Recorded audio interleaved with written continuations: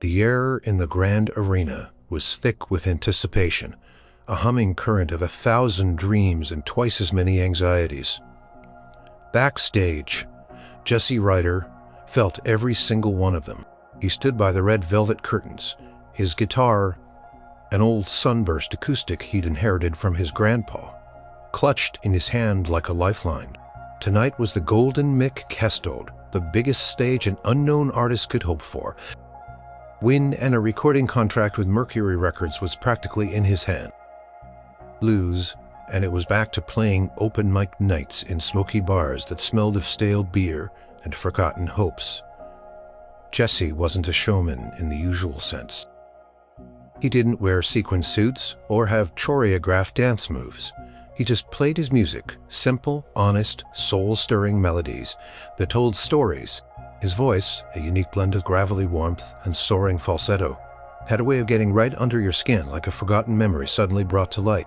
He sang about forgotten towns, about the quiet strength of everyday people, about love that endured and heartbreak that healed. It wasn't flashy, but it was real. And that's what had people buzzing. For weeks, the music blogs had been alight with talk about Jesse Ryder, the authentic voice of a new generation. One headline declared, "A breath of fresh air in a synthetic world." Another raved. But with every glowing review, a shadow lengthened. There were whispers too folksy for the mainstream. Some muttered, "Lacks commercial appeal." Others sneered. Jesse tried to ignore them, to focus on the pure joy of making music. But the whispers had a way of seeping into his bones, chilling him even under the hot stage lights. He took a deep breath, the scent of dust and old wood filling his lungs. His manager, a harried but kind woman named Brenda, patted his shoulder. "5 minutes, honey, you got this. Just be Jesse. Just be Jesse," he repeated to himself, trying to conjure the confidence he usually felt when he was alone with his guitar. But the arena felt like a hungry beast waiting to devour him whole. He could hear the murmur of the crowd, a low roar that pulsed through the floorboard. The last act, a pop duo with blinding lights and auto-tuned vocals, had just finished to thunderous applause. Jesse felt a familiar knot tighten in his stomach. Would his quiet acoustic set stand a chance against that? He closed his eyes, picturing his grandpa, a stoic man who'd taught him his first chords on this very guitar. "Music ain't about showing off, Jesse," Grandpa had always said. "It's about opening your heart and letting the song out. If it's true, folks'll feel it." That was the philosophy Jesse lived by. He wasn't chasing fame, not really. He just wanted his songs to be heard to connect with people, but the industry he was learning had different ideas. It wanted spectacle. It wanted something easily packaged and sold. A stagehand signaled, "Ryder, you're up." He stepped out from behind the curtain, blinking as the spotlights hit him. The roar of the crowd intensified, a wave of sound crashing over him. He walked slowly to the center of the stage, his worn jeans and simple t-shirt, a stark contrast to the glittering costumes of the previous acts. He sat on the stool, adjusted the microphone, and carefully placed his guitar. From the VIP boxes perched high above the stage like watchful eagles sat the judges, industry titans, record label executives, and a few influential music critics. Their faces were impassive, assessing. Jesse could feel their gaze like a physical weight pressing down on him. Among them, a particularly sharp-faced woman with an acid green jacket and an expression of perpetual disdain scribbled furiously. In a small notebook, Vivian Hayes, the notorious critic queen, known for her brutal takedowns of any artist she deemed less than revolutionary. Her words could make or break a career. Jesse tried not to look at her, but her presence was a cold spot in the room. He strummed a chord, the clear resonant sound cutting through the lingering hum of the crowd. He closed his eyes again, letting a melody wash over him. This was the opening to his original song, River Bend Home. It was about finding your way back to who you really are, even when the world tried to tell you otherwise. His fingers moved instinctively over the frets. A familiar comfort. He opened his mouth, and the first notes of his voice filled the vast space. It was raw, vulnerable, and utterly captivating. The audience, which had been buzzing moments before, slowly quieted. Fonts, which had been held aloft to record, every moment slowly lowered. People leaned forward, drawn in by the purity of the sound. He sang about the winding river, the old oak tree, the feeling of belonging. His voice swelled and receded, weaving a tapestry of sound that seemed to touch something deep inside each listener. It wasn't loud or flashy, but it was incredibly powerful. It was the sound of a heart laid bare. As the final notes faded, a hush fell over the arena. Then slowly, at first, a ripple of applause began growing quickly into a thunderous ovation. People were standing cheering, some wiping tears from their eyes. Jesse looked out at them, a small, genuine smile touching his lips.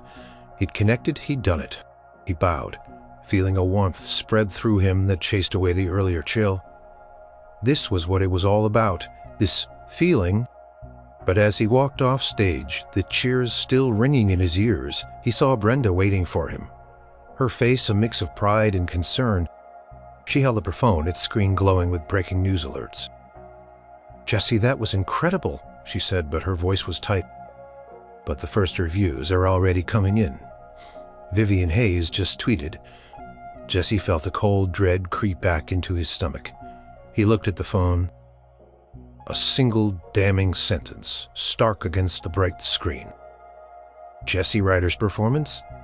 Nostalgic? Yes. Lullaby in a hurricane. This ain't your grandpa's music scene anymore, kid. Get with the times or get off the stage. Pound gold McPound, outdated." The warmth drained from Jesse's face, leaving him feeling hollowed out. A lullaby in a hurricane. The words felt like a physical blow. He had poured his heart out, and it had been dismissed, ridiculed in a single tweet. The monster was awake, and it was hungry. The morning after the Golden Mick Pesto, the online world exploded. Jesse's performance had been a sensation, drawing praise from many, but Vivian Hayes' tweet had opened the floodgates for negativity. Her initial barb, a lullaby in a hurricane, quickly became a meme, circulating across social media. Other critics, emboldened by her lead, piled on. "Ryder's authenticity feels more like a tired rehash," wrote a prominent music blogger. "Where's the edge, the innovation? We've heard this before, just with a different face. Talent without vision is just noise," another declared in a major online music magazine. Jesse Ryder proved last night that he can sing, but can he matter?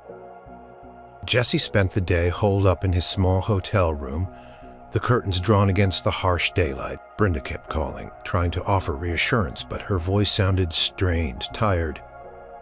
"It's just noise, Jesse," she'd say. "Don't listen to them. The audience loved you. That's what matters." But it was hard not to listen. Every time he opened his laptop, another article popped up, dissecting his performance, his image, his very essence, and finding it lacking. He saw comments, sections filled with venom, with people arguing whether he was a genius or a fraud. The joy he'd felt the night before had evaporated, replaced by a gnawing doubt. He picked up his guitar, trying to play a simple melody, but his fingers felt clumsy, his mind clouded. The music that had always been his sanctuary now felt heavy, burdened by the weight of external judgment. Was he really outdated? Was his music just a lullaby? He had tried to be true to himself, but maybe himself wasn't enough for this cutthroat industry. That afternoon, he had a scheduled interview with The Beat, a popular online music show known for its quick-fire questions and often aggressive. He'd go, "You need to show them you're strong, Jesse," she'd said. "Don't let them see you crack." He walked into the brightly lit studio, feeling like he was walking into a firing squad. The host, a slick-haired man named Rex Dynamo, greeted him with a smile that didn't quite reach his eyes. "Jesse Ryder, the man everyone's talking about. Welcome to The Beat." The interview started innocently enough with questions about his inspirations and his creative process. Jesse answered truthfully, trying to convey his passion. But then, Rex leaned forward, his voice dropping to a conspiratorial whisper. "So, Jesse, let's talk about the elephant in the room. Vivian Hayes, her tweet last night really set the internet on fire. A lullaby in a hurricane? What's your take on that? Do you think your music is too soft for today's industry? Jesse's jaw tightened. I think my music is honest. I sing about what's real to me. If that's soft, then maybe we need a little more softness in the world. Rex chuckled. A dismissive sound. Fair enough, but the industry thrives on innovation, on pushing boundaries. Are you pushing any boundaries, Jesse, or are you just comfortable in your comfort zone? The questions kept coming, each one sharper than the last, probing at his perceived weaknesses, his lack of edge. He felt himself getting defensive, his answers becoming shorter, less articulate. He could feel the cameras on him, capturing every flinch, every moment of discomfort. He saw Rex's eyes gleam with satisfaction. This was good TV. This was drama. By the time the interview ended, Jesse felt drained, exposed. He had tried to be strong, but he knew. He had let them see the doubt. Later that evening, the clip of his interview went viral. The comments were brutal. Ryder crumbles under pressure. He's just not ready for prime time. Vivian Hayes was right. He's a deer in headlights. Brenda called again, her voice grim. Jesse, they're talking about pulling the plug on the contract offer. Mercury Records is getting cold feet. They say you don't have enough fight in you. Jesse sat on the edge of his bed, the phone heavy in his hand. He had fought his whole life to get here, to keep his music pure. But this kind of fight, the public scrutiny, the constant dissection of his soul, he wasn't sure he had it in him. He looked around the impersonal hotel room. It felt like a cage. He missed the small town, the quiet woods, the familiar comfort of his own home.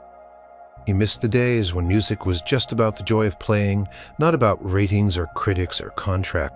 He remembered the early days, playing for dimes in dusty old clubs. The occasional cheer from a handful of patrons, those were the good times. Now, with the lights brighter, the stakes higher, the joy felt like it was being squeezed out of him. He thought of Vivian Hayes' words again. A lullaby in a hurricane. And for the first time, Jesse started to believe them. Maybe he was a lullaby. Too gentle, too soft for the harsh winds of the music industry. Maybe he just didn't belong. The dream, which had felt so vivid and real just last night, now seemed to be slipping through his fingers like sand. He felt the sting, sharp and undeniable. It hurt more than he ever imagined. He decided to go for a walk, to clear his head. He found himself wandering through the neon-lit streets of the city. The sounds of traffic and distant music, a cacophony in his ears. He passed a storefront displaying a vintage record player, and it brought back a pang of nostalgia.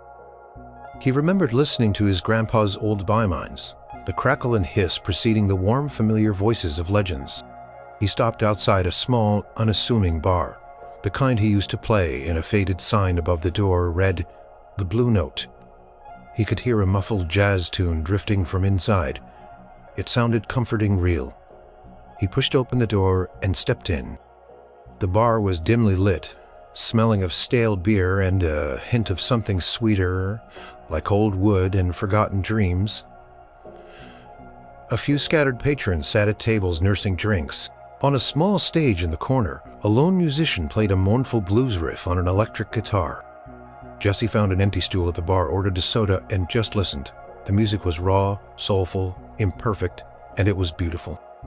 It reminded him of why he started playing in the first place, not for the fame or the accolades, but for the pure, unadulterated feeling of the music itself.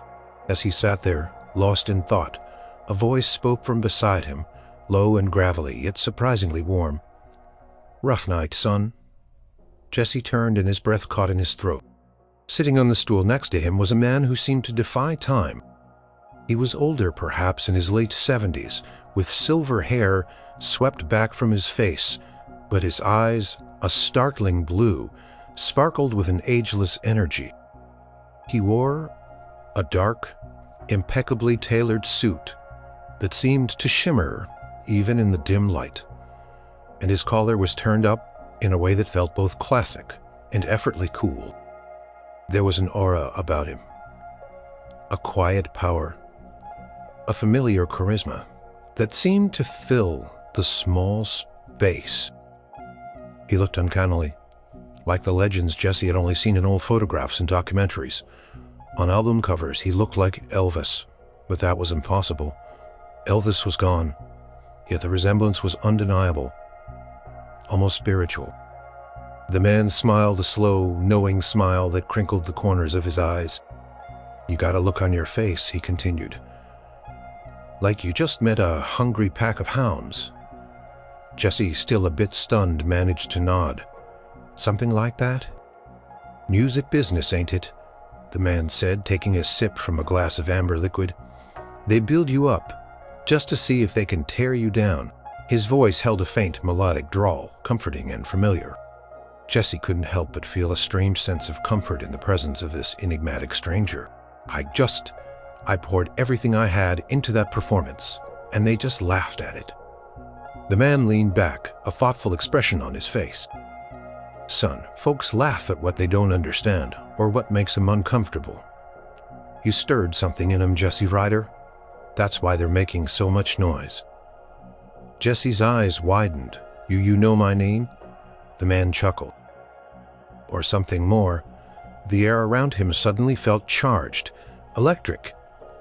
He had just met Al, or maybe, just maybe, he had met the king. "Allah," Jesse repeated the name, tasting strange on his tongue, loaded with a silent, impossible question. He shook the man's hand, feeling a surge of something akin to awe. Al Presley, the name itself was a whisper of history. The man before him, with his silver hair and piercing blue eyes, carried a weight of presence that was unmistakable. He wasn't Elvis, not truly. Elvis was gone, but he was a living echo, a resonance of that legendary spirit.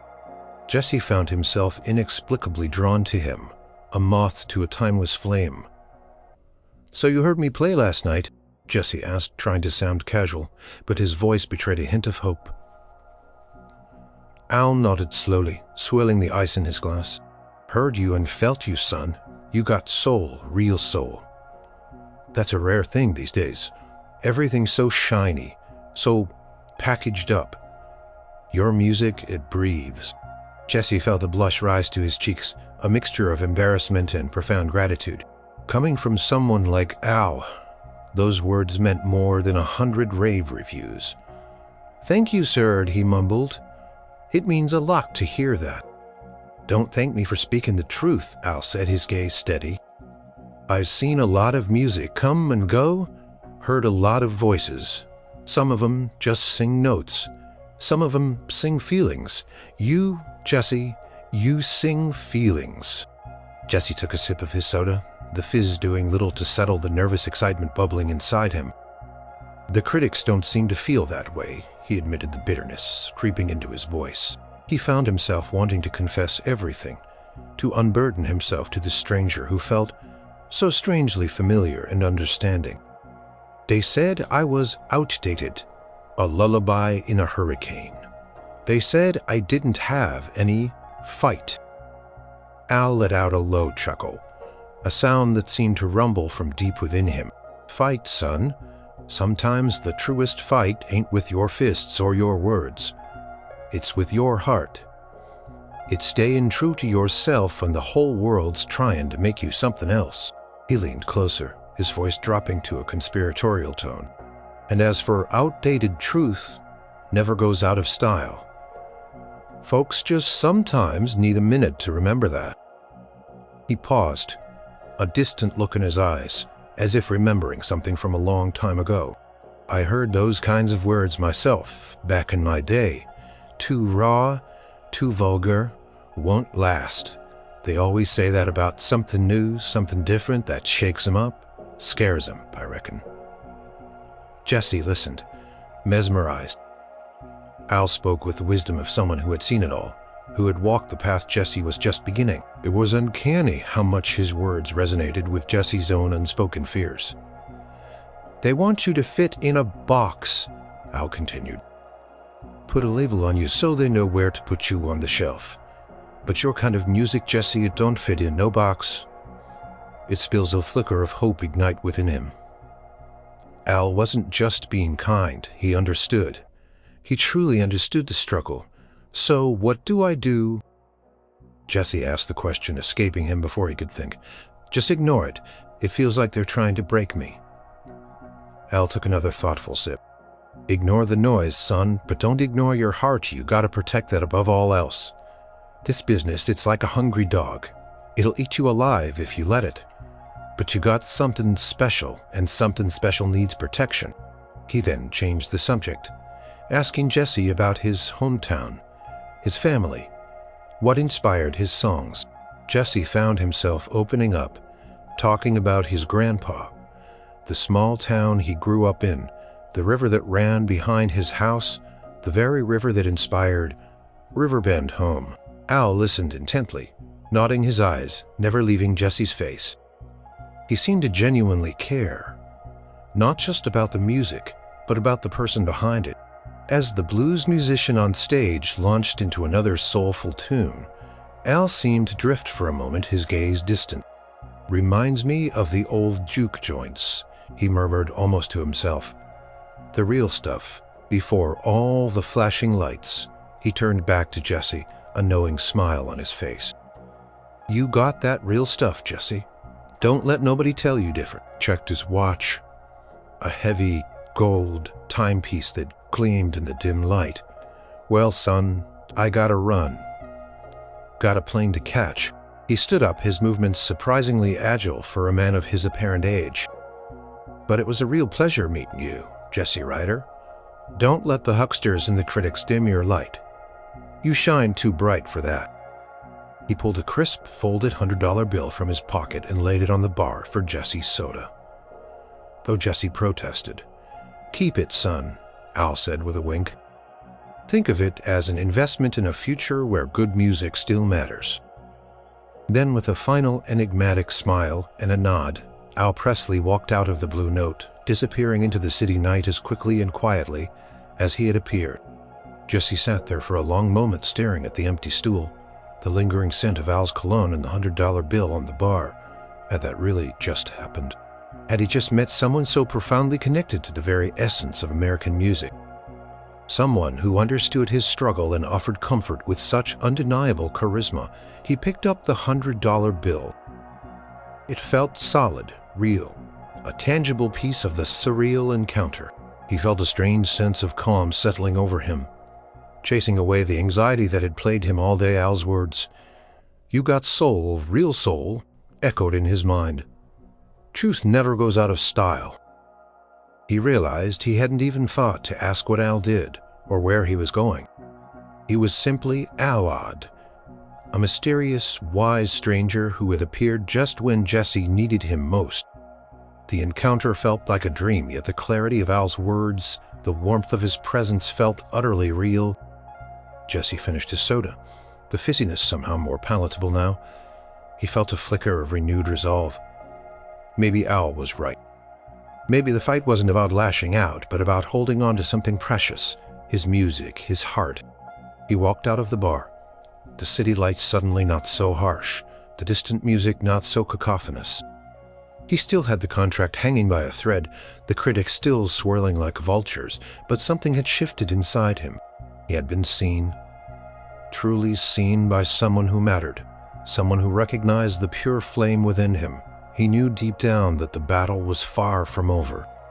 The industry was still a hurricane, and he was still just a lullaby trying to be heard. But now, thanks to a chance meeting with an enigmatic stranger, he felt a little less alone and a little more ready to face the storm. He would carry Al's words with him, a shield against the negativity, a reminder of what truly mattered. The memory of Al's gaze, understanding and wise, was a powerful force. The brief encounter with Al Presley at the Blue Note had given Jesse a much-needed jolt of confidence, a flicker of hope in the mounting darkness. But the outside world, relentlessly online and unforgiving, continued its assault. Vivian Hayes, apparently not content with a single tweet, had penned a scathing editorial for Riff and Roar magazine, one of the most influential music publications. The headline screamed, "Jesse Ryder, the sound of yesterday's dreams, today's disappointment." The article dissected his performance at the Golden McKestel with surgical precision, picking apart every perceived flaw. Ryder's stage presence is akin to a shy librarian, she wrote. His lyrics, while earnest, lack the bite and social commentary necessary for a truly apolitical artist. In the 21st century, we don't need another folk troubadour singing about rivers and old homes. We need revolution. She went on to compare him unfavorably to a slew of contemporary artists who embraced electro-rock sounds, experimental structures, or overtly political themes. The implication was clear. Jesse Ryder was obsolete. This editorial was the final nail in the coffin for Mercury Records. Brenda called him, her voice tight with apology. "Jesse, I'm so sorry. They're officially pulling the offer. They say the negative narrative is too strong. They don't see a clear path to marketability." Jesse felt a dull ache spread through his chest. All the hard work, the dreaming, the sacrifices for nothing. He had genuinely thought he could make it, that his music could cut through the noise. But the noise had won. "What about other labels?" he asked, his voice hollow. "I'm trying, Jesse," Brenda said, her voice full of exhaustion. But when Vivian Hayes speaks, the industry listens. She's got that kind of power everyone's afraid of investing. In someone she's labeled disappointment. The next few days were a blur of cancellations. A scheduled performance slot for a major artist's arena tour rescinded. Interview requests that had poured in after the showcase now dried up completely. The buzz around Jesse Ryder wasn't gone. It had just turned toxic. He was no longer the authentic voice. He was the industry's latest flop. Jesse stopped answering Brenda's calls. He stopped checking his phone. He barely left his hotel room. Ordering room service and staring blankly at the TV, the only thing that offered a tiny flicker of comfort was his guitar, leaning against the wall, but even that felt heavy, a reminder of the dream that had just died. He tried to play a new song, one he'd been working on, a melody that felt light and hopeful, but the notes sounded flat, hollow, devoid of the emotion he usually poured into them. His fingers stumbled over chords, and his voice felt choked. He couldn't connect. The critics had gotten inside his head, inside his heart. One evening, desperate for a distraction, he turned on the television. A local news channel was running a segment about the Golden Mikesto. They showed clips of his performance, followed by a montage of Vivian Hayes' most scathing tweets and quotes. Then they brought on a panel of music experts. "So what happened to Jesse Ryder?" the anchor asked, feigning concern. A slick-haired pundit, wearing a headset, scoffed. "What happened? He showed up, sang some pleasant little tunes, and then got eaten alive by the reality of the music industry. Look, the kid's got a nice voice, but where's the grit? Where's the marketability? He's a niche artist in a global market. Simple as that." Another panelist, a former pop star with an overdone tan, chimed in. "He just lacks stage presence. He sits on a stool, strums his guitar. People today want a show. They want energy." Jesse felt a surge of hot anger, quickly followed by a familiar wave of despair. Dull. That word stung. He had never aimed for flashy, but he had thought his music was anything but dull. He thought it was honest, soulful, meaningful, but they saw it as flat, boring, unexciting. He watched as they dissected him piece by piece, as if he were a specimen under a microscope. He was just a product to them, something to be packaged, sold, or discarded. His heart, his passion, his years of dedication meant nothing. He saw a flash of his own face on the screen, a close-up from the interview where Rex Dynamo had cornered him. He looked lost, vulnerable, just as they had described him. A deer in headlights. The image burned into his mind. They were right. He had crumbled. He didn't have the fight. He turned off the TV, the silence in the room suddenly oppressive. He stood up, walked to his guitar and picked it up. His fingers hovered over the strings, but he couldn't bring himself to play. What was the point? If no one wanted to hear it, if it was just outdated and dull, then why bother? He thought about going home, back to the riverbend, back to his grandpa's old farm. He could just forget about the music industry, about the bright lights and the sharp words. He could go back to a simple life, playing for himself, for the trees, for the river. The thought was tempting, a comforting escape. But then Al Presley's words echoed in his mind. You got soul, real soul. Truth never goes out of style. Don't let the hucksters and the critics dim your light. He remembered the warmth of Al's hand, the piercing clarity of his blue eyes, the quiet certainty in his voice. Al had seen something in him that the critics couldn't or wouldn't. Al had seen his heart, but that single encounter, no matter how profound, felt like a distant dream against the crushing weight of reality. The contract was gone. The opportunities had vanished. He was adrift. He walked over to the window and looked out at the sprawling city, a glittering maze of ambition and indifference. He felt utterly alone. The pressure had built into an unbearable weight, threatening to crush him completely. He wondered what Al would do. Would he give up? Would he walk away? Jesse knew the answer to that. A man like Al, a legend, wouldn't back down. He was just Jesse Ryder, a kid from a small town whose music suddenly seemed to mean nothing to anyone but himself. He sighed, the sound heavy with resignation.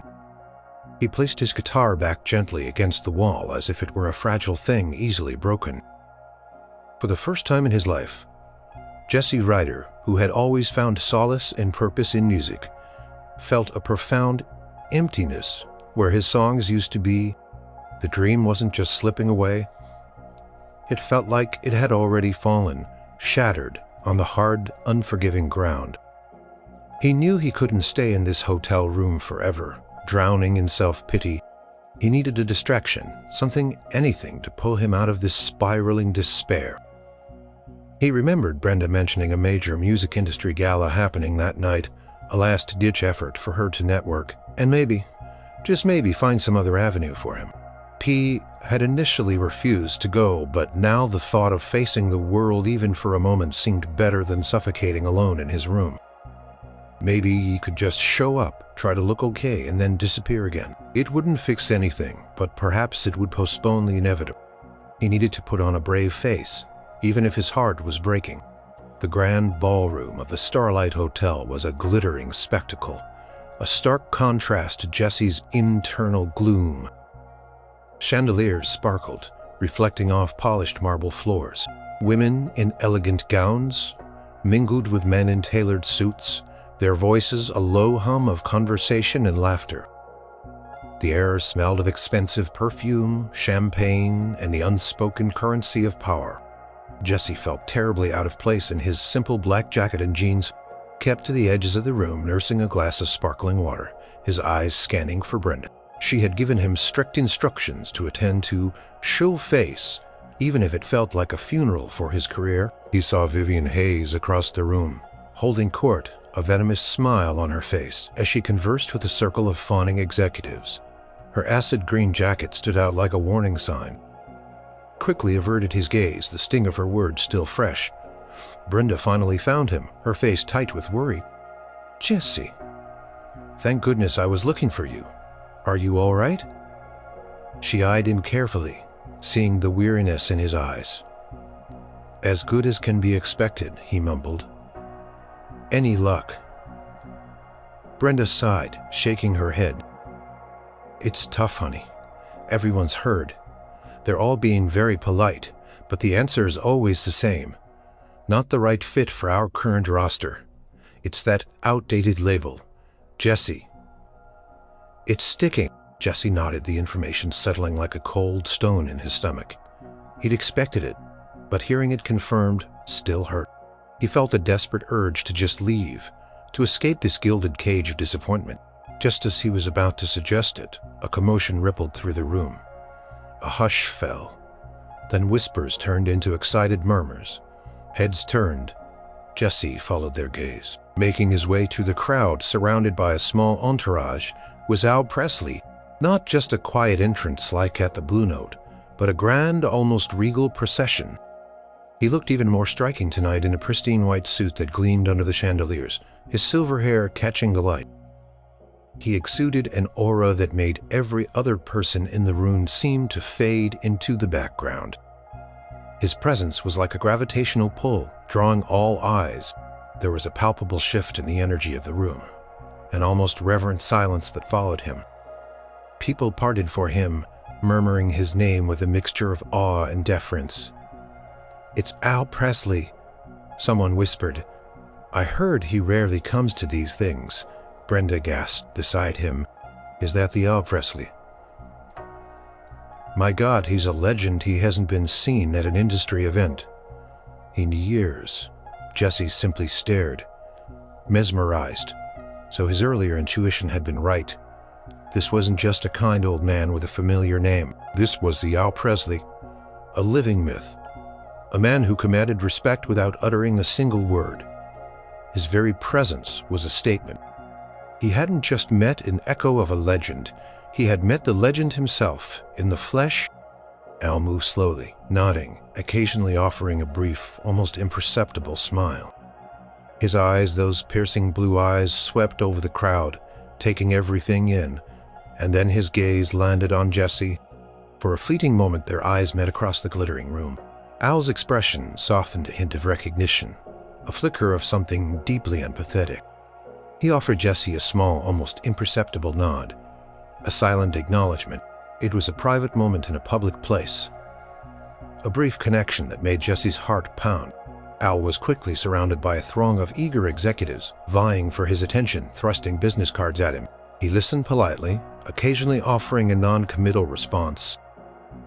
Jesse watched, fascinated, as the most powerful people in the industry practically tripped over themselves to impress him. It was a stark reminder of the power he wielded, a power that transcended trends and critics. Then Al did something unexpected, politely excused himself from the eager crowd, his eyes scanning the room once more. He began to slowly make his way towards Jesse and Brenda. A clear trajectory through the sea of people. Brenda's eyes widened in disbelief. "Oh my God, he's coming this way," she whispered frantically. "Jesse, stand up straight. Act natural." Jesse felt a fresh wave of panic and excitement. He still hadn't fully processed the reality of who Al truly was. What could he possibly say to a legend? Al reached them, his smile warm and genuine as he addressed Brenda first. "Evening, ma'am. Hope you're enjoying the festivities." His blue eyes held Jesse's, a knowing glint in them. "How are you holding up?" Jesse swallowed. Good, Mr. Presley. Just taking it all in." He was keenly aware of the sudden hushed attention they were drawing. People were openly staring, whispering, wondering why the legendary Al Presley was speaking to Jesse Ryder, the outdated lullaby. Al's smile widened. "This ain't always an easy place to take in, is it? Lot of noise? Lot of shiny things?" Paused, his gaze briefly flicking over to Vivian Hayes, who was now staring at them with a look of confused disdain. A subtle tightening around Al's eyes suggested he'd seen her and understood her reaction. He turned back to Jesse, his voice dropping slightly, becoming more intimate. "Jesse, I know you've been catching some flack. Happens to the best of them, especially to those who got something real to say." He put a hand gently on Jesse's shoulder, a gesture of quiet support. "Don't let 'em tell you your music ain't relevant. Redackle ain't about trends, son. It's about truth. And your truth, Jesse, it's powerful." His grip on Jesse's shoulder tightened, almost imperceptibly. "You got a gift, a unique voice. Don't you ever forget that. The noise, the criticism, that's just dust in the wind. What matters is the song. In your heart, you keep singing that song, Jesse. Don't let nobody silence it." He looked directly into Jesse's eyes, his own eyes holding an intensity that seemed to penetrate straight to Jesse's soul. "You got what it takes. Just remember why you started. Remember who you are, and keep that fire burning within you." Clapped Jesse gently on the shoulder, then stepped back, a grand benevolent smile gracing his lips. He offered a slight bow to Brenda, then turned and began to move gracefully through the crowd, again leaving Jesse and Brenda in a stunned silence, surrounded by the lingering whispers of curious onlookers. Brenda, her jaw slightly slack, finally managed to breathe. "Jesse, do you realize what just happened to Al Presley? He just gave you a pep talk in front of everyone." Her eyes darted around, taking in the stunned faces of the other guests, including a very bewildered Vivian Hayes. Jesse, however, was barely aware of the crowd. Al's words had cut through the glamour and the noise of the gala, landing directly in his wounded heart. "Don't let 'em tell you your music ain't relevant. What matters is the song in your heart. Keep that fire burning within you." Quiet, powerful support from the legend himself was a balm to his bruised spirit.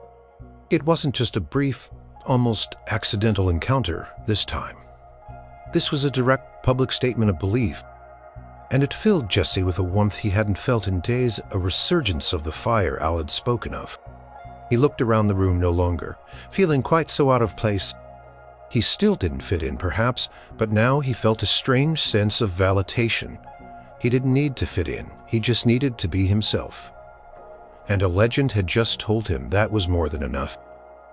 The brief public endorsement from Al Presley at the industry gala sent shockwaves through the music world. But it wasn't enough to stop the momentum of the negative narrative. In fact, it seemed to simply add fuel to the fire, for the critics turning their whispers into outright roars. Vivian Hayes, deeply offended by Al Presley's seemingly off-the-cuff remarks, took his subtle support for Jesse as a direct challenge. She doubled down. Her next article, published just 2 days after the gala, was a venomous attack, not just on Jesse, but on what she perceived as a misgate. Sentimental nostalgia, in music, implicitly criticizing Al's stance. The headline was designed to provoke: "Old kings, new fools, when legends blindly endorse mediocrity." Or is it a desperate attempt to prop up a talentless protege who is clearly out of his depth? Mr. Ryder's music is a benign lullaby, devoid of the bite, innovation, or sheer artistic bravery require court portese. Vivian Hayes, the queen of critics, was not only lambasting Jesse Ryder, but she was implicitly calling out Al Presley as out of touch. A relic of a bygone era. This elevated the whole situation from a simple artist review to a major industry controversy.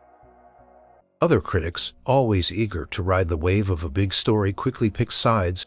Some cautiously defended Al, arguing that his opinion was to be respected, but the majority, especially the younger, more edgy critics, sided with Hayes, portraying Jesse as a symbol of everything wrong with the music industry, a manufactured, unoriginal,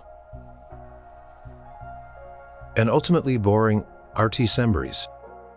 Jesse Ryder, which had initially been a trending topic of excitement, was now synonymous with flop and overrated. Mocking videos of his golden mic performance, edited to highlight his perceived lack of energy, circulated widely. His interview clip with Rex Dynamo, where he looked so uncomfortable, Brenda, visibly distressed, showed Jesse the latest news. "Jesse, a lot of the major talk shows are running segments on this tonight. They're doing a King vs. Critic debate. It's becoming a spectacle." Jesse felt sick. He had tried to insulate himself, to ignore the noise, but it was impossible. Every time he stepped out of his hotel room, he felt eyes on him, felt the judgment. He heard whispers in the hallways. He was no longer just a musician. He was a punching bag, a symbol in a larger industry fight. He watched the news unfold from his room, feeling a profound sense of helplessness. On one channel, a panel was discussing whether legacy artists like Al Presley should even have a say in modern music. On another, a host was openly mocking Jesse's earnest lyrics, questioning if anyone under 30 could possibly relate to them.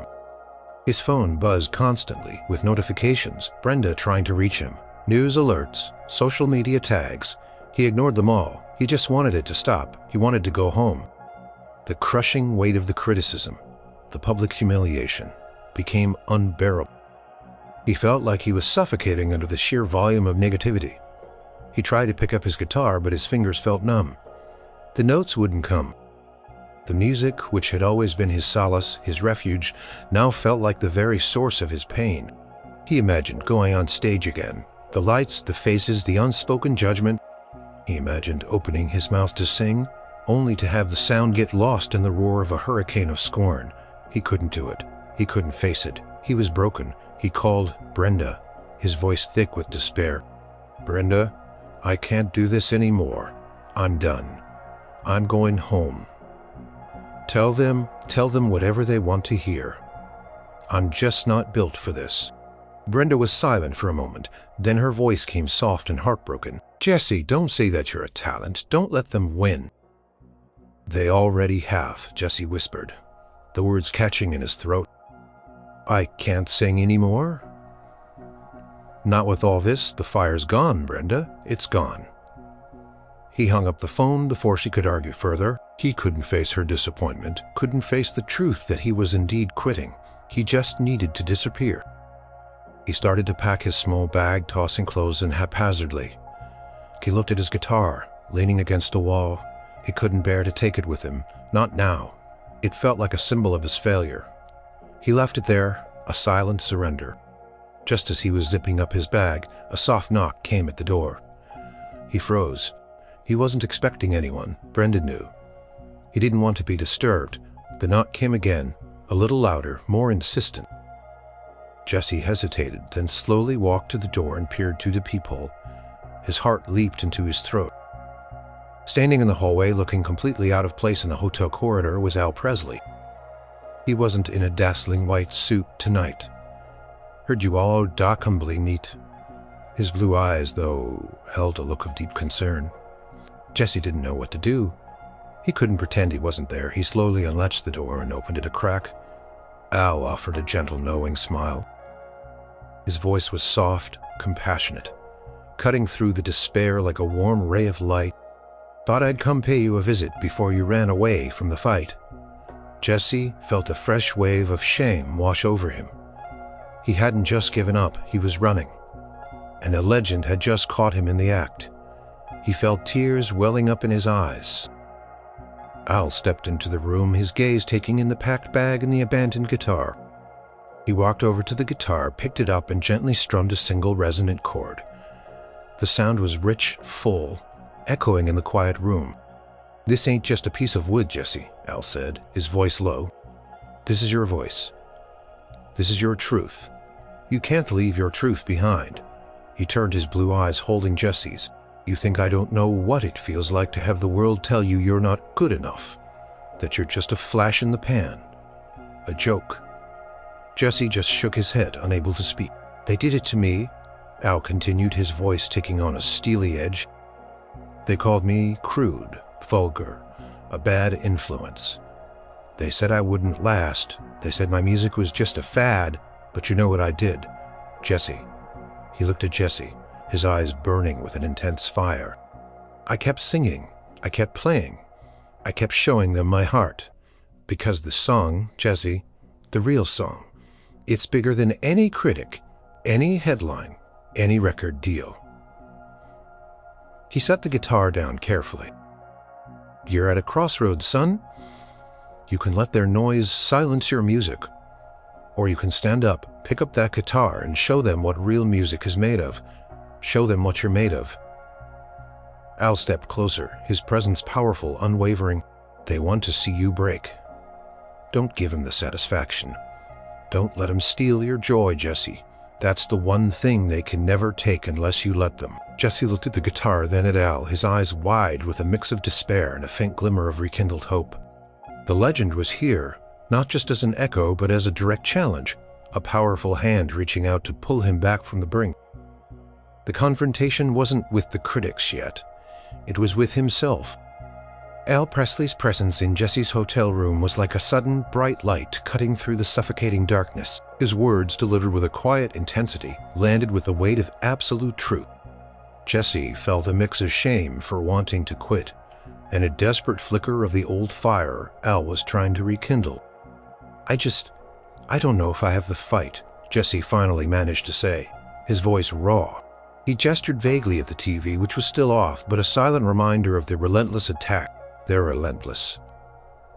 It feels like they're trying to erase me. Al walked over to the abandoned guitar and picked it up again, cradling it in his arms. Erase you, son? They ain't got that power. Only you do. He ran a finger along the worn strings. This here guitar, it ain't just wood and wire. It's a part of you. It carries your stories, your spirit. And that spirit, Jesse. His blue eyes softening. See, when you sing from your soul, when you share something real and honest, it reminds folks of what they've forgotten or what they'd given up.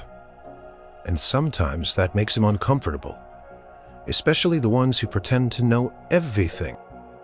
Al's voice hardened slightly as he spoke, the last part clearly referring to the critics. They call it outdated, Jesse muttered, looking down at his hands. They say I lack edge. Al snorted a dry, dismissive sound. Edge? Edge ain't about making noise or dressing wild. Edge is about having the courage to be yourself in a world that wants you to be everyone else. And you got that, Jesse? You got that in spades. He put the guitar down and walked over to Jesse, placing a firm hand on his shoulder. I saw your performance, son. I saw the way you moved people. The way you made them feel something real.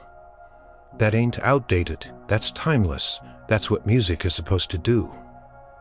He paused, his gaze becoming distant, almost reflective. I remember my early days. They called my music jungle music. Said it was crude, sinful. Said it would correct the youth, had folks protesting outside my shows. A faint, almost imperceptible shadow crossed his face, a ghost of old battles. But I knew deep down that what I was doing was honest. It was from the heart, and I wasn't going to let him stop me. Not for a minute. His eyes sharpened, focusing back on Jesse. This Vivian Hayes and her little army of critics, they thrive on negativity. They think tearing things down makes them smart, but true strength, Jesse, true power, comes from building up, from connecting. But what can I do? Jesse asked, his voice filled with despair. They've cut off every path. No record deal, no shows, nothing. They've won. Al's smile was grim. They ain't won nothing until you stop singing, son. And that I ain't gonna let you do. He looked at Jesse, his eyes burning with a fierce determination. I ain't gonna stand by and watch him crush a spirit like yours, not when I know what it feels like to be on the other end of that kind of hate. Turned and walked to the hotel room window, looking out at the city lights. They got their platforms, their magazines, their TV shows. But I got something else. I got a voice that some folks still listen to. And I intend to use it. Jesse stared at Al's back, a wave of shock washing over him. Was Al saying what he thought he was saying? Was he going to intervene publicly? Al turned back, his face set with a newfound resolve. You keep packing your bag, Jesse. Get ready to go home. But not because you're running away. Because you're gathering your strength. Because you're gonna come back. And when you do, you're gonna be stronger than ever. Pulled out his phone, a sleek, modern device that seemed incongruous in his timeless hands. He made a call, speaking in low, decisive tones. Get me on the global beat tonight, and I want a live feed to Riff and Roar in every major news outlet. Tell him, Al Presley's got something important to say about the state of music, something about truth, heart, and a young man named Jesse Ryder. Al was making a phone call that would change everything, not just for Jesse, but for the entire music world. He was using his immense, almost mythical influence to take a stand. Al finished the call, a steely glint in his eye. They're going to try to shut you down, Jesse. They're going to try to discredit you. But there's one thing they can't deny: the power of a true song, sung from the heart. And that, son, you got in spades. You rest now. Get your head straight. But don't you dare give up on that music. Not when it's needed more than ever. He gave Jesse a final powerful nod, a gesture of unwavering support. I got a few things to take care of. Things that should have been taken care of a long, long time ago. For you. For all the other Jesse Ryders out there. With that, Al Presley turned and walked out of the hotel room, leading Jesse in a swirling vortex of emotions: fear, hope, astonishment, and a burgeoning sense of awe. Al wasn't just offering comfort. He was going to fight. Jesse walked over to his guitar, reaching out a trembling hand. He picked it up, feeling the familiar weight, the smooth wood against his palm. It didn't feel like a symbol of failure anymore. It felt like a weapon, a voice. He looked at his packed bag, then back at the guitar. He still intended to go home, but not for the reasons he had moments ago. He would go home to gather his strength to reconnect with the roots of his music, just as Al had implicitly told him to. He would play by the river under the old oak tree, and he would remember why he started, and then he would come back, because a legendary king was clearing the path for him, and he wouldn't let the king down. The roar of the critics had brought him to his knees, but Al Presley's intervention was the catalyst, the spark that reignited the dying ember of his dream. The fight was coming, and this time he wouldn't be fighting alone. The news spread like wildfire. Al Presley, the reclusive legend, was making a rare live appearance on Global Beat, the nation's highest-rated news and current affairs program, specifically to address the ongoing debate surrounding young artist Jesse Ryder. The music world, the media, and millions of curious viewers tuned in expecting a polite defense, perhaps a sentimental plea. They were about to get something far more potent. Jesse, back in his hotel room. He hadn't left for home yet, too transfixed by the unfolding events, watched the broadcast with a knot of anxiety and anticipation in his stomach. Brenda sat beside him, nervously biting her nails. The show opened with a dramatic montage, clips of Jesse's performance, then Vivian Hayes' scathing tweets, snippets from the brutal The Beat interview, and finally a short clip of Al Presley's brief supportive words at the gala. The tension was palpable. The host, a seasoned journalist known for his calm but piercing demeanor, introduced Al Presley with a reverence usually reserved for heads of state. Al walked onto the set, dressed in a sharp black suit, his silver hair gleaming under the studio lights. He moved with a quiet dignity, but there was an unmistakable fire in his blue eyes. He didn't sit in a plush armchair. He stood commanding the stage. Al's gaze was direct, unwavering. He didn't mince words. "I say they're missing the point, and they're doing a disservice to music itself." His voice, usually a warm drawl, now carried an edge of steel. "Discrediting them, Mr. Presley?" the host probed gently. "No, not discrediting," Al replied, his voice rising slightly. "Exposing a truth that seems to have gotten lost. Music ain't about trends, son. It ain't about all grism or what's edgy. This week, it's about heart. It's about soul." He then looked directly into the camera, as if speaking to every living room in America and beyond. "I've heard a lot of music in my life, and I've heard a lot of critics, and for every critic who tears down a young talent, there's 1,000 people out there who Jesse Ryder, he's real. He puts his heart on that stage. He sings about things that matter. Home, family, simple truths." He paused, his voice taking on a powerful resonant tone that filled the studio. "They call him outdated. They say his music is a lullaby. Well, let me tell you something. A lullaby properly sung can quiet a storm. It can bring comfort. It can heal. And a division? Sometimes what we need most ain't anger and division. Sometimes what we need most ain't more shouting, but a little more comfort, a little more healing, a little more truth." He then addressed Vivian Hayes by name, something few dare to do on live television. Fear of vulnerability, fear of anything that doesn't fit into your neat little cynical boxes. His voice grew louder, building in intensity. "Music ain't just something to analyze and dissect in a magazine. It's a living, breathing thing. It's meant to move you to stir you, and when a young man like Jesse Ryder pours his soul out on a stage and he touches people, makes him feel something beautiful, that ain't a disappointment, that's a miracle." And for anyone, any critic, any so-called expert, to try and tell that young man his truth ain't good enough, that's not just a review. That's an attack. An attack on art. An attack on the human spirit. Jesse, watching from his room, felt tears streaming down his face. Al wasn't just defending him. He was speaking for every artist who had ever been told they weren't good enough, for every voice that had been silenced by cynical judgment. His words were raw, powerful, filled with an undeniable conviction that vibrated through the screen. Al continued, his voice now lower, calmer, but no less awful. My music, my generation's music. They tried to dismiss it too, said it would die. But it didn't die. Did it because it was real. And Jesse Ryder's music, it's real too. It'll stand the test of time, long after the bitter words of cynical critics have faded away into nothing. He looked back at the camera. So let them write their articles, let them tweet their insults.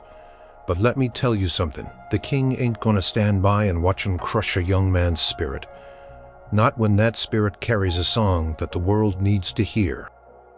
You hear me, Jesse? Don't you dare stop. The host, visibly stunned, struggled to find his voice. Mr. Presley, those are powerful words. They're just the truth, son, Al said, his expression softening slightly. And truth, it's the most powerful thing there is. With a final regal nod, Al Presley turned and walked off the set, leaving a stunned silence in his wake. In Jesse's hotel room, Brenda was openly weeping, a mixture of shock and profound emotion on her face. Jesse himself sat frozen, tears still silently falling. He hadn't just witnessed a defense. He had witnessed a legend unleash the full force of his moral authority, not just for Jesse, but for the very soul of music. The phone next to them began to ring, then buzz, then ring again. A cacophony of incoming calls and notifications. The world was reacting. Al Presley had just thrown down the gauntlet, and the roar of the critics was about to be drowned out by the thunderous applause of a public, reminded of what truly mattered. The immediate aftermath of Al Presley's global beat appearance was nothing short of a seismic event. The internet exploded. News channels ran endless replays of his impassioned speech. Radio stations played sound bites on repeat. Has Bike, Pound Thecking Speaks, and Pound Truth Matters surged to the top of trending lists worldwide. Public reaction was overwhelmingly in favor of Al Presley, and by extension, Jesse Ryder. Millions who had never heard of Jesse or had only seen the negative headlines were now curious. Al's words had cut through the cynicism, reminding people of a simpler, more heartfelt connection to music. His fierce defense of artistic integrity resonated deeply. For the critics, particularly Vivian Hayes, the backlash was swift and brutal. Her social media accounts were flooded with angry comments. Her latest article, Old Kings, New Fools, was widely derided as petty and out of touch. Other critics who had joined her chorus quickly found themselves on the defensive. Their credibility questioned. Queen of critics had been dethroned, at least for the moment, by the King of Hearts. Brenda's phone didn't stop ringing this time. It wasn't cancellations, but a deluge of offers. Every major record label, sensing the shift in public sentiment, was suddenly desperate to sign Jesse. Talk shows, who had previously pulled his appearances, were now begging for an exclusive. Music festivals, which had quietly removed him from their lineups, were now offering prime slots. The hurricane of negativity had indeed been quieted by a powerful lullaby. Jesse, however, remained in a daze. He watched the news, read the articles, but it was like observing a dream. The relief was immense. A physical weight lifted from his shoulders, but it was also overwhelming. He felt a profound sense of gratitude to Al Presley, a debt he knew he could never fully repay. Called Al's contact number, the one Brenda had given him. Al answered on the second ring, his voice calm as if he hadn't just ignited a global media firestorm.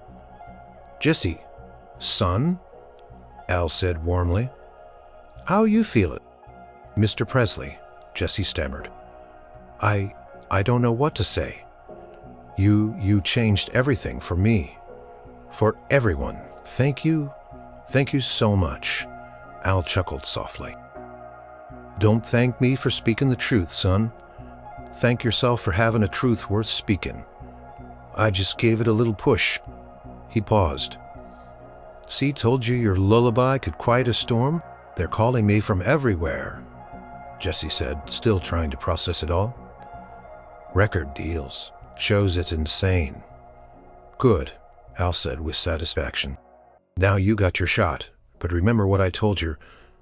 This ain't about the contracts or the fame. It's about the music. About that fire in your heart. You protect that, Jesse. You nurture it. Jesse felt a renewed sense of purpose, a burning desire to live up to the faith Al had placed in him. Good. Now, I hear there's a big charity concert coming up next week down south where I got a few friends. Folks who appreciate real music think you might be up for playing a set? Al asked, his voice laced with a subtle invitation. Jesse's eyes widened. A charity concert with Al's friends? This was an opportunity not just to perform, but to stand shoulder to shoulder with artists who shared the King's philosophy. Yes, sir, absolutely. I'd be honored. Good. I'll make the arrangements. Just bring that guitar and that big heart of yours.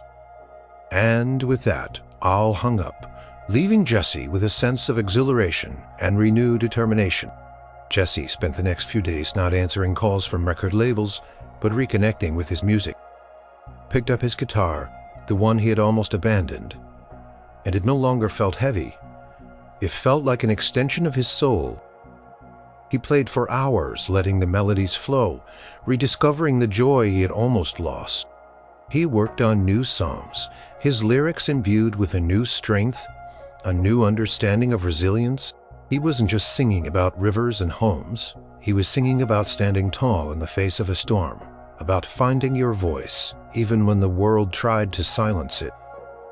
Called his grandpa, sharing the incredible story of Elvis Presley. His grandpa, a man of few words, simply said, "Sounds like you met a man who understood soul." Jesse, you hold onto that. A few days later, Jesse and Brenda flew to Memphis. The charity concert was held in an intimate but legendary theater, known for its incredible acoustics and rich history. Backstage, the atmosphere was different from the frantic commercial buzz of the Golden Mick Kesto. Here it was, a quiet hum of respect, a shared passion for music. Legendary musicians, some of whom Jesse had only dreamed of meeting, greeted him with nods of understanding and support. They had all heard Elvis Presley's speech. They understood. As he waited for his turn, Jesse saw Al backstage, looking calm and regal, chatting with other musicians. Caught Jesse's eye and offered a reassuring smile and a thumbs up. When Jesse walked onto the stage, the applause was thunderous, a wave of genuine warmth and affirmation. The audience was filled with music, lovers who had been moved by Al's words, who wanted to hear the truth he had spoken of. He sat on his stool, picked up his guitar. He took a deep breath, and for the first time in weeks, he felt completely at peace. The nervousness was gone, replaced by a profound sense of purpose. He looked out at the faces in the crowd, saw the eager anticipation in their eyes. He thought of his grandpa, of the river, and of Elvis Presley, who had reached out and pulled him back from the brink. He strummed the opening chords of Riverbend Home, but this time his voice carried a newfound strength, a defiant resilience that wasn't there before. He poured every ounce of his heart and soul into the song, letting his voice soar raw and powerful, filling every corner of the historic theater. He wasn't just singing about a river anymore. He was singing about his journey, about falling and rising, about the unwavering power of truth and spirit. The notes vibrated with emotion, building to a crescendo that sent shivers down the spines of the audience. When the last note faded, the silence was even more profound than at the Golden Mick. Then the entire audience rose to its feet, erupting in a deafening ovation. People were cheering, clapping, some openly weeping. Jesse looked out at them, and this time there was no doubt, no sting of criticism, only pure, unadulterated connection. He had found his fire. Again he had rebounded, and it felt like he was finally, truly, home. The charity concert in Memphis became another pivotal moment for Jesse Ryder. His performance, imbued with a newfound depth and power, was hailed as a triumphant return.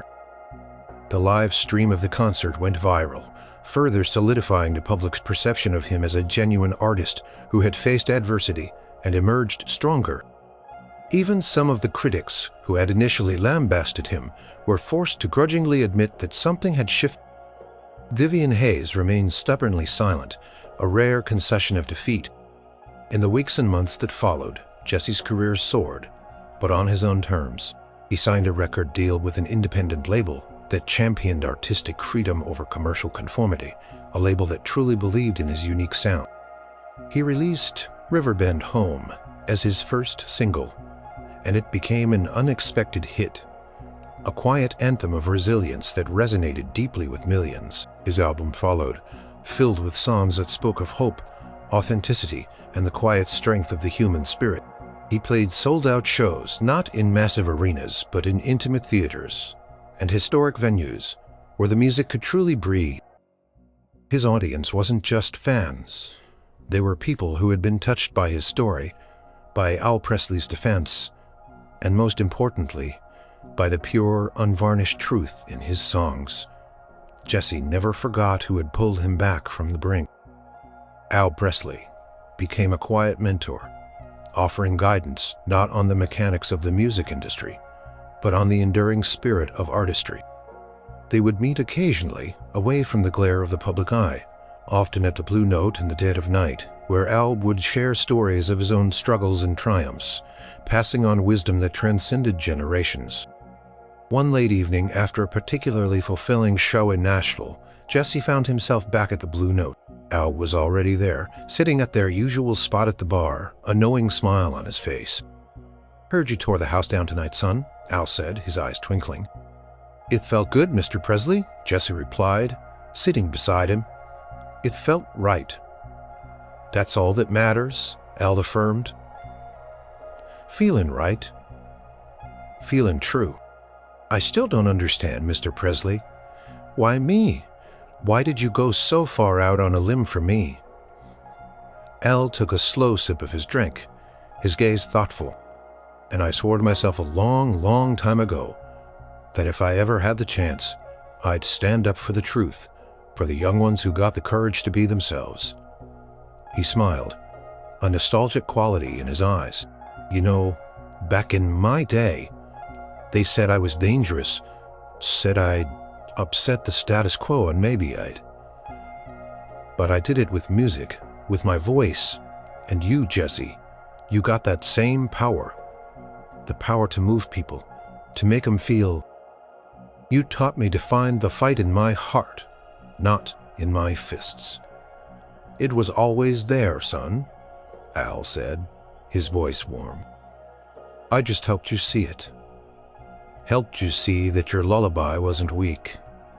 It was strong, strong enough to calm a hurricane." They sat in comfortable silence for a while, the soft strains of a blues guitar drifting from the stage, a timeless melody that underscored their quiet conversation. Jesse realized that Al hadn't just saved his career, he had saved his spirit. He had shown him that true artistry wasn't about pleasing critics or chasing fame, but about unwavering authenticity. It was about pouring your heart out, even when it felt vulnerable, because that vulnerability was where the real strength lay. "Mr. Presley," Jesse began, I want to do something to honor what you did for me, for every artist out there who's struggling." Al looked at him, his blue eyes curious. "What do you have in mind, son?" Jesse explained his idea. A foundation named the Anchor Fund, dedicated to supporting young, independent artists, especially those facing initial backlash for being different or unconventional. It would provide mentorship, resources, and most importantly, a platform to ensure their voices were heard, protected from the cynical currents of the industry. Al listened, a slow smile spreading across his face. "An anchor, you say," he affirmed, "like you did for me." Al reached across the bar and clapped Jesse on the shoulder, a firm, proud grip. That's a fine idea, Jesse. A real fine idea. You're not just singing your truth anymore. You're building something for others to stand on. That's a true legacy. Son. As the years passed, Jesse Ryder continued to make music that resonated deeply. He became a respected artist, admired not just for his talent, but for his integrity. The Anchor Fund grew, becoming a beacon of hope for countless aspiring musicians, many of whom carried Riverbend Home as their personal anthem. Elvis Presley, the enigmatic legend, continued to live a life mostly out of the public eye, but his influence remained profound. He was occasionally spotted at small, intimate music events, always a quiet observer, his blue eyes watching the young artists on stage with a knowing gaze. And sometimes, if you were lucky, you'd catch him backstage offering a quiet word of encouragement, a subtle nod, a gesture that reminded you that truth, heart, and soul were the only measures that ever truly mattered in music. Jesse's story became a testament to the power of a legend's unwavering belief, and a heartwarming reminder that even in the harshest storms, a powerful lullaby, sung from the deepest part of the heart, could not only quiet the winds but leave behind a beautiful, enduring legacy. The king had defended him, and in doing so, had helped a young musician find his own crown, not of fame, but of enduring truth.